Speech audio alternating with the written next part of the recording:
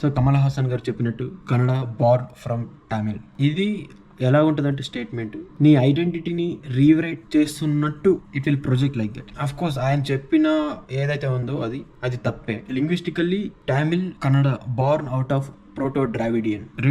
రెండు లాంగ్వేజెస్ కి same roots ఉన్నాయి, but over the period of the time different grammar వచ్చింది, different script they formed themselves. Telugu Malayalam కూడా Dravidian languages.